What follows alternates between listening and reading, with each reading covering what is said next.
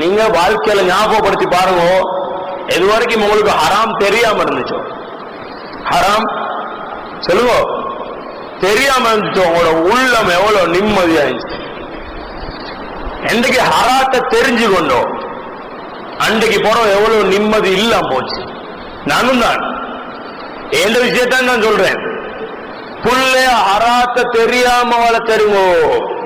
ஹராத்தை காட்டவானாம், அல்லாஹ்க்கா வேண்டி சொல்றேன்.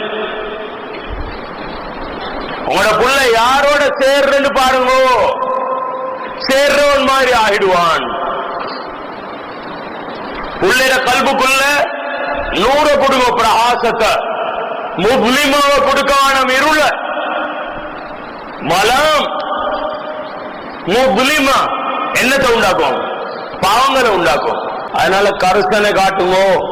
ஏண்ட வாழ்க்கையும் சீராகணும், ஏண்ட வாழ்க்கையும் சீராகணும், என்னைய போல் உள்ள ஒருத்தண்ட வாழ்க்கையும் சீராகணும். அல்லாவோட எவ்வளவு நெருங்குறோம் அவ்வளோ எங்கட உள்ளங்கள் பிரகாசிக்கும், உண்மைகள் விளங்க வரும். இன்னைக்கு எங்கட நெருக்கம் எல்லாம் எதோட இருக்கு?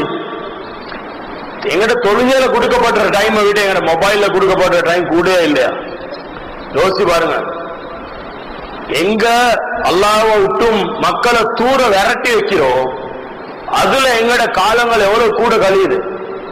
அதுல வேற நாங்க வீட்டுல ஸ்கிரீன் போட்டு வச்சிருக்கிறோம். எங்களோட பராக்குகளுக்கு தொங்கலே இல்லை. எங்களுக்கு கைவார் அடிக்கிற இன்ட்ரெஸ்ட், விளையாடுற இன்ட்ரெஸ்ட், எதுல எல்லாம் பராக்குண்டாவோ இன்ட்ரெஸ்ட். எங்க அல்லாஹ் மறக்கடிக்கப்படுவானோ, எங்க அல்லாஹ் மறக்கடிக்கப்படுவானோ அப்படியான விளையாட்டு விளையாடுறது கூடாது, ஹராம்.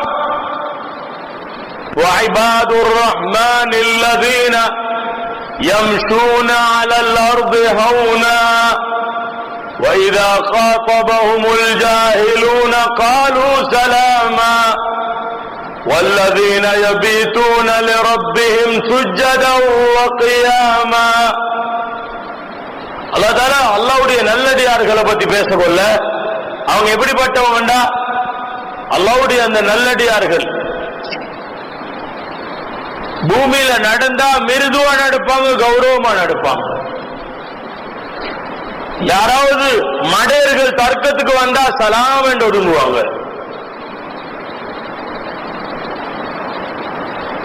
அல்லாஹ்வுக்காக வேண்டி இரவுகள்ல சுஜூதுலையும் ருக்கூலையும் இபாதத் செஞ்சு கொண்டிருப்பாங்க. والذين إذا أنفقوا لم يسرفوا ولم يقتروا وكان بين ذلك قواما. செலவழிச்சாங்கண்டா இஸ்ராஃப் செய்யவும் மாட்டாங்க, வீண் விரயம், கஞ்சத்தனம் படவும் மாட்டாங்க, ரெண்டுக்கும் இடையில போவாங்க. இதெல்லாம் அல்லாஹ்வுடைய நல்லடியார்களோட தன்மை. وَإِذَا مَرُّوا بِاللَّغْوِ مَرُّوا كِرَامًا. ஏதாவது அல்லாஹ்வை மறக்கடிக்க செய்யும்படியான காரியங்களின் பக்கமாக போனா கண்ணியமா அந்த இடத்தை விட்டு ஒதுங்கி பெற்றுவாங்க, கௌரவமா ஒதுங்குவாங்க. இந்த காலம் அதை விட ஒரு படி மேலால. நபி அலைஹிஸ்ஸலாம் சொன்னாங்க, இதா ராய்த ஷுஹன் முதான். கஞ்சத்தனத்துக்கு மக்கள் வழிபட ஆரம்பிப்பாங்கடா. வஹவன் முத்தபான், தண்ட மனோ இச்சையை பின்பற்ற ஆரம்பிப்பாங்கடா.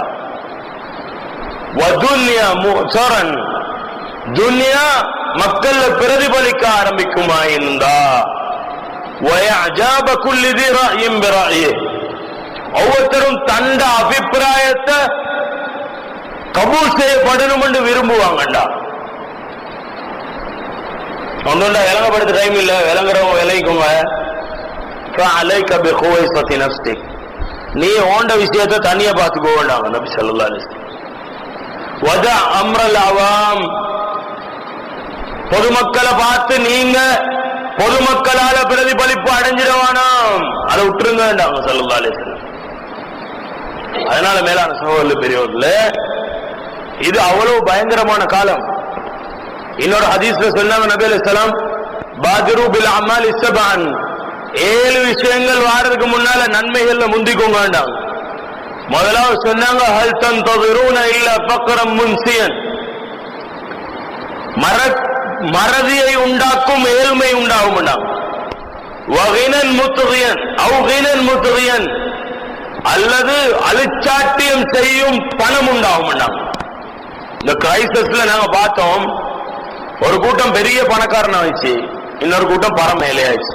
இதைத்தான் நபேரசன் சொல்றாங்க, ஹல் தன்ததுரூன இல்ல ஃபக்ரம் முன்சியன் அவ் கினம் முத்கியன் அவ் மரதன் முஃப்ஸிதன், அல்லது பசாதை ஏற்படுத்தும் நோய் உண்டாகும்.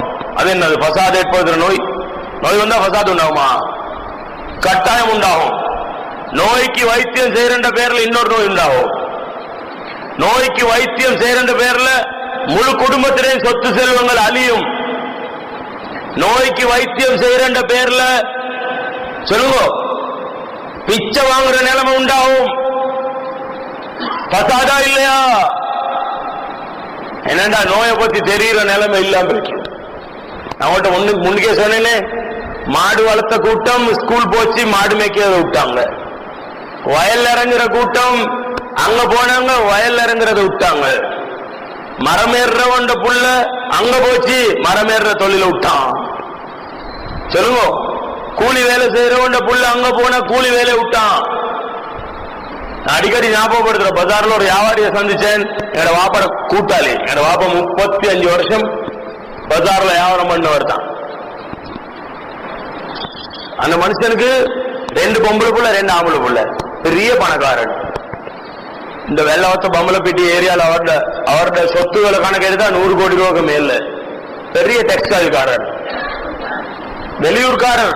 எங்கட நாட்டிலே தொங்கல் ஒரு ஊர்ல உள்ளவர், இங்க வந்து கடை போட்டு ஆளாயி அப்படி போனவர். இவர்கிட்ட 2 பிள்ளைக்கும் என்ன மாப்பிள்ளை எடுத்தார். யார? சீதனம் கொடுத்து மாப்பிள்ளை எடுத்து கொடுத்தார். சீதனம் எடுக்கிற யாருன்னு தெரியும்.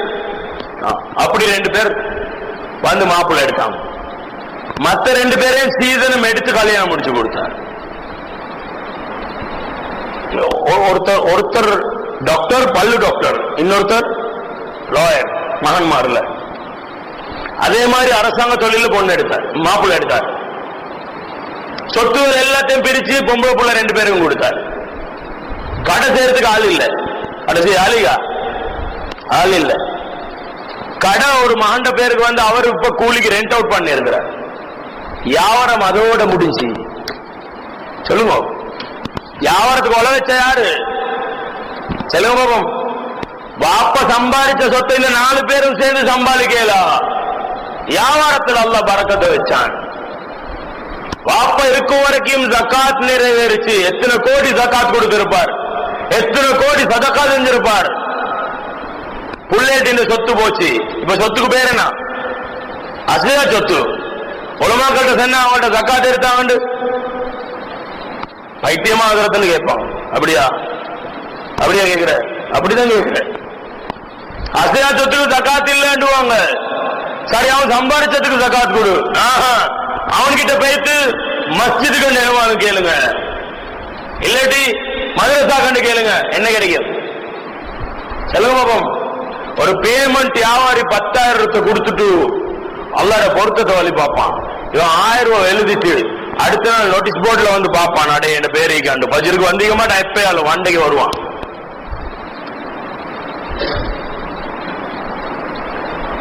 هل تنتظرون إلا فقرا منسيا أو غنى مطغيا أو مرضا مفسدا أو هرما مفندا, அல்லது வயசுக்கு முன்னால வயோதிபத்தை வழி பார்த்துக் கொள்ளுங்கள். இப்போ 20-30 வருஷத்துக்கு முன்னுக்கு போங்க. எங்க ஊர்கள் எத்தனை 75 வயசாளிகள் முன் சொப்புல தொழுதாங்க. உண்மையை பேசுங்க பாப்போம். நான் கேட்கிற கேள்விக்கு உண்மையான பதில் சொல்லுங்க, கல்புல கைய வைங்க.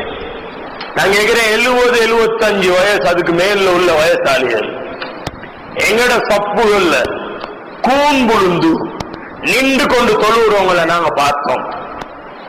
பார்த்தா இல்லையா? பார்த்தா இல்லையா? மாமா பழுத்த தாடியில தான் கேட்கணும். ஏன்னா கருப்பு தாடிகளுக்கு வயசு எத்தனதே தெரியா. 20 வயசா கண்டிக்க மாட்டார், இல்லைன்னுவார். இன்னும் 10-20 வருஷத்துக்கு போறோம் நாங்க இதை பேசினாலும் கணக்கெடுக்க மாட்டான், எனக்கு பைத்தியம் பண்ணுவான். உண்மையை பேசுறதுக்கு ஆள் இல்லாம போயிட்டுரும். ஹரமன் முஃபன்னிதன், வயசுக்கு முன்னால வயோதிபர் ஆகுவார். அவ் மௌத்தன் முஜஹஸன், கொலை நடக்கும். கொலை மௌத்து வரும், பின்னுக்காலாவது ஒரு கொலையாய்க்கும், மக்களுக்கு தெரியாமைக்கும்.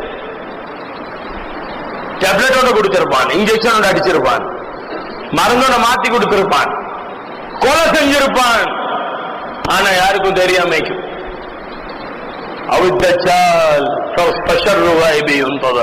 இதோட தான் தஜ்ஜால் வருவான்.